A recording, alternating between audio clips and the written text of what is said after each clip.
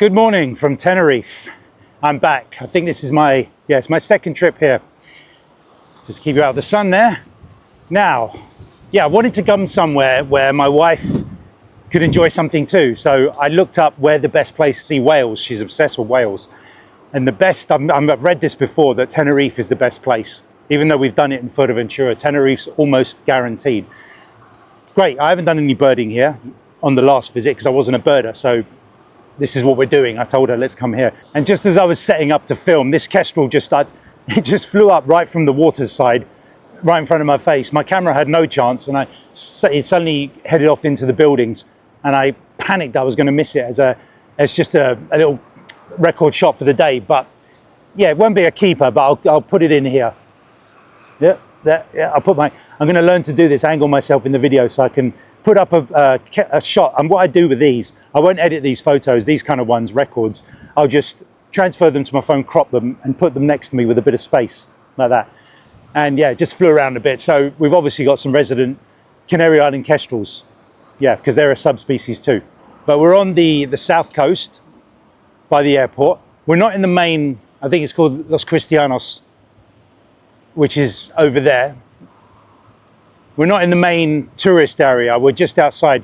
So we paid less, we got better reviews for a less amount of money, but there's no beaches here. This is why. It's all these rocks, which is great because it just means it's completely quiet, which is what we like. If we want a beach, we can go and find a little one somewhere. So I've got all the breakfast stuff ready to go. I'm doing a scout of the property as I usually do. I was having my cup of tea out the front on the balcony. We've got a lovely balcony with this sea view. I mean, it's not full on sit, but you could sit on the seat and look out and see the sea. And what's great about this wind is I bring fewer clothes on these trips, these smaller trips. I don't have to pack as much. We go hand carry. We had the option to pay a little bit extra and get the check-in, but then we'd have to wait for the luggage. We'd have to check it in this side, wait for it the other side when we want to get into the car hire queue quickly. So we did as best as we could. We minimized what we brought, and I brought a rotation of clothes that I'll just wash every day. Anyway, the point is, in this wind, I washed my stuff last night in the shower, my t-shirt and underwear and socks, and it was almost dry this morning, just simply due to the wind. The sun wasn't even on it.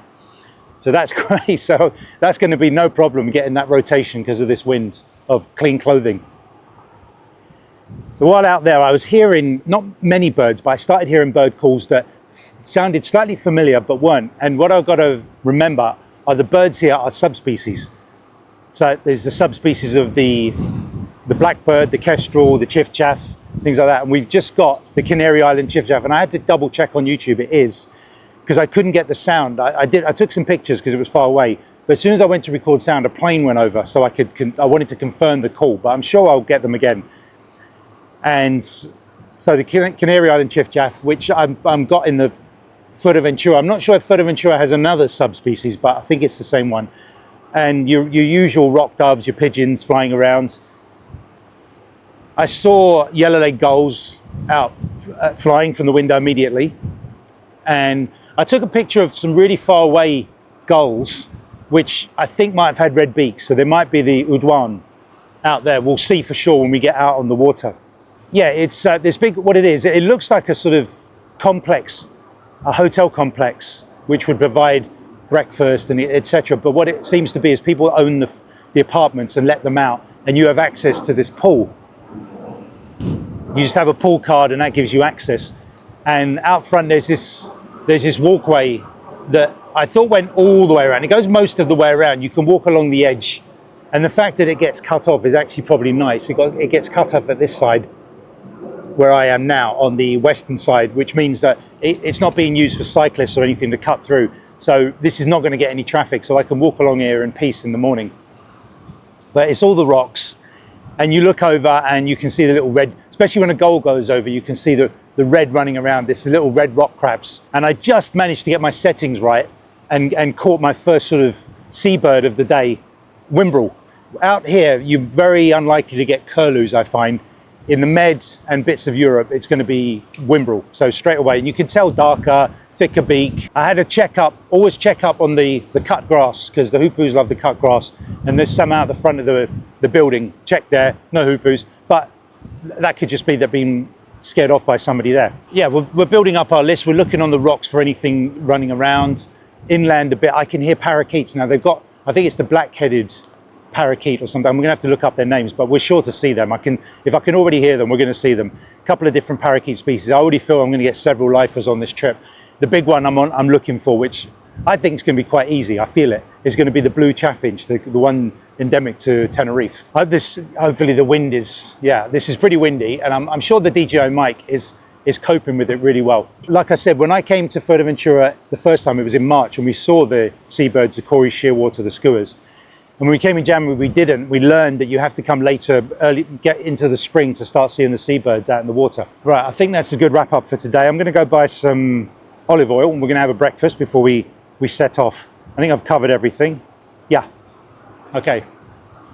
Just driving through Santa Cruz de Tenerife, and a bird flew across the road. It was flying in a weird way. It caught my attention, landed in that tree. And it was the Atlantic canary, which I've got in Madeira, so it doesn't count as a lifer.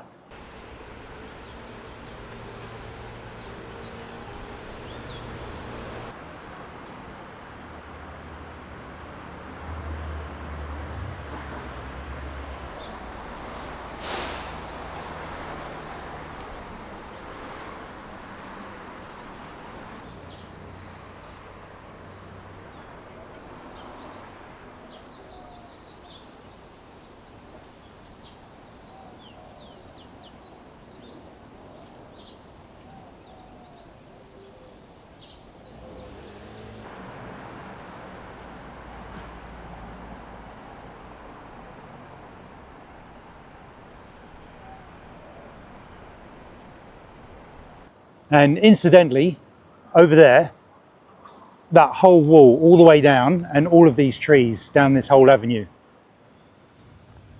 are full of birds. And there's one I can't get the sound of. This is what it is. I can only get it from the back.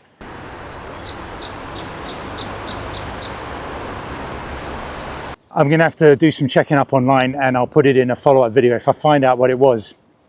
I'm assuming it might just be the Tenerife, the Canary and Chiffchaff, just one of their different calls, because I filmed one over there. Here's the call from that, doing the single chirp, not the Chiffchaff, but the single chirp.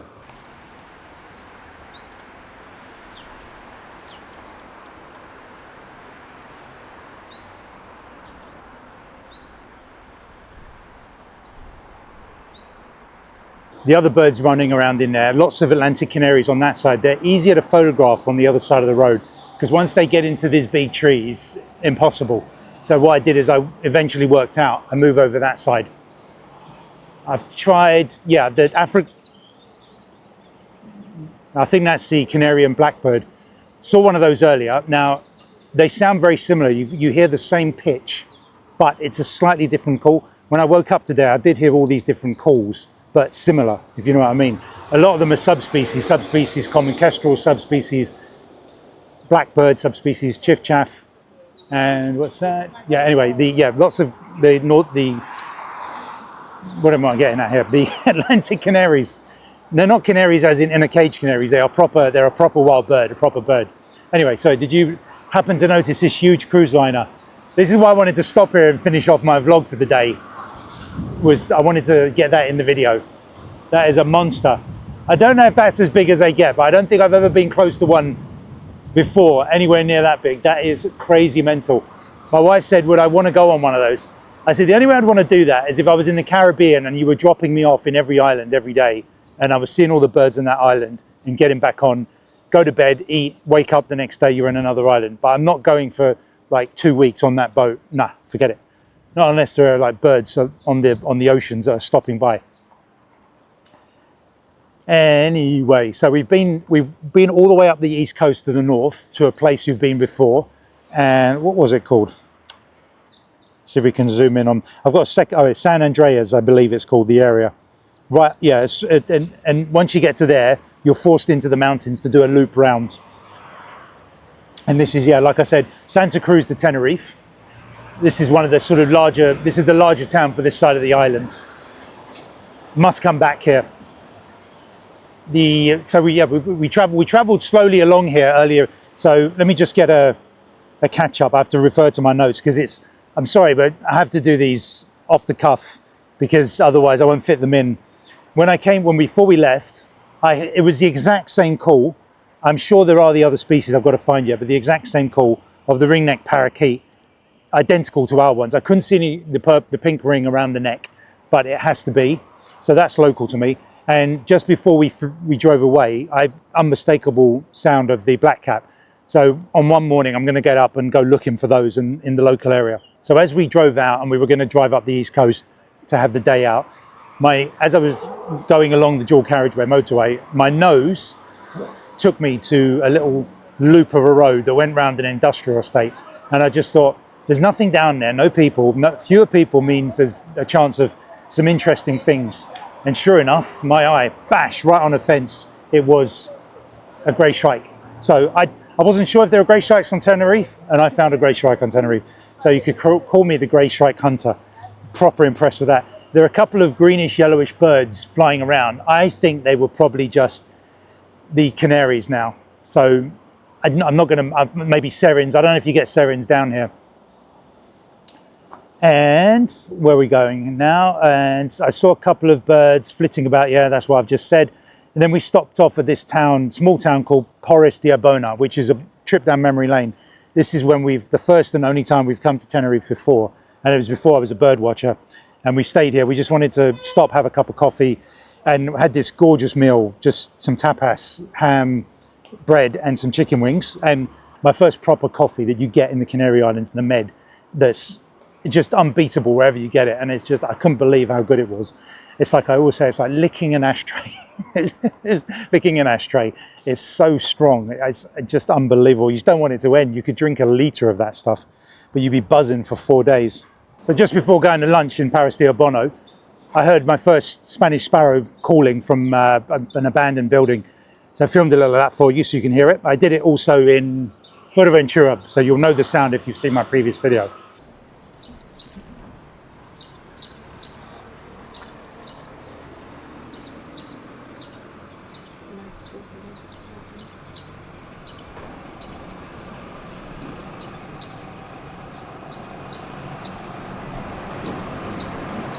And we finished lunch and we went back to the car. I could hear this. I thought it was, I don't know if it was someone singing or whistling, but my mind did come to the conclusion that it was a parrot. And sure enough, I went and looked and I could see a cage on a balcony. Now I wasn't going to film it, but I thought, wait a minute, I'm doing a vlog. I should film anything interesting. Pulled up the car, stuck the camera out the window and filmed it. And it was a kind of grey parrot with a red tail. And it was making all of these different calls and sounds in clicks, and some of them did sound like human voices. So I just typed in grey parrot red tail into Google, and it's called a grey parrot, and it's from the sort of central bit of Africa.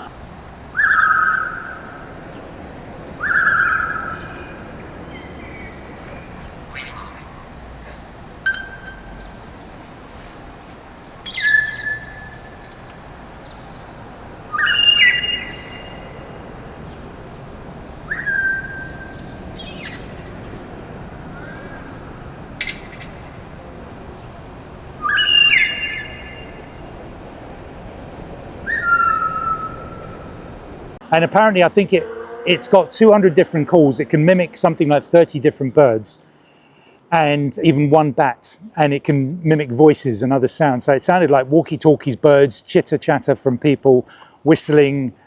Yeah, it's an interesting little thing. But we had a little discussion. We thought, would that drive, that must drive everyone mental, because you can hear it everywhere. And the people next door, windows open, you might be wanting to have a peaceful night and you've got this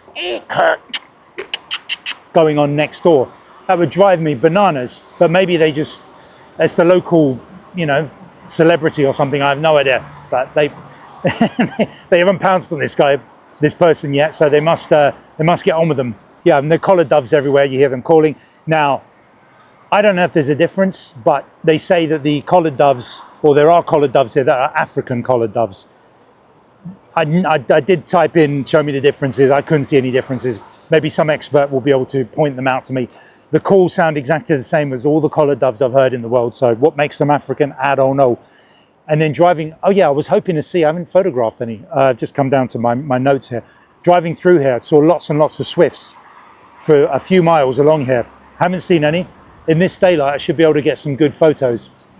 So I was hoping for some photos of them in flight, but I'll have to wait till another day. My wife is very kindly sat in the car, keeping warm and letting me do this, because she said she wants to see the cruise liner. So I've shown you it, it's been in the video. It's called the AIDA Cosma.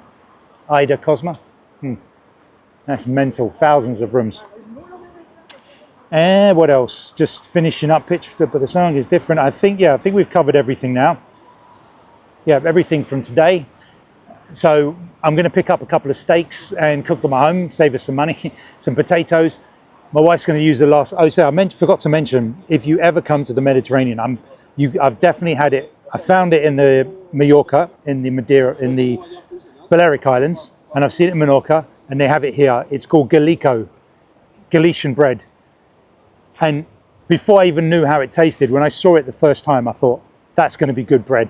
And it's my favorite breads. And any hope I've got of getting six-pack abs, I don't care, because this bread is so good. When I have my fried eggs in the morning, I dip it in the eggs, and I just want to, what we do here, when we don't have an all-inclusive or a bed and breakfast, standard fare, I go to the supermarket, I get the cheese, the olives, the mixture of salamis and prosciutto, big juicy beef tomato, Galician bread, olive oil, butter, anything else I'm missing from there, and yeah, just some really good eggs, fry them up and just sit there and have a feast. And about 15 quid's worth of that will last you for 2 breakfasts, and there's no rush to get to the breakfast buffet in the morning. You can take your time.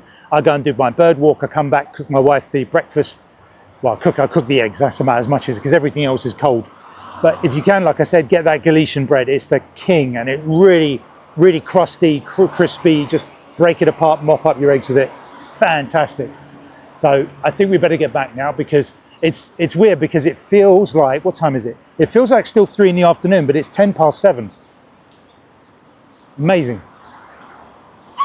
So yeah, go and pick up the steaks now and these oranges. I'll get a picture of the orange and show you as well. They're like huge nectarines or tangerines.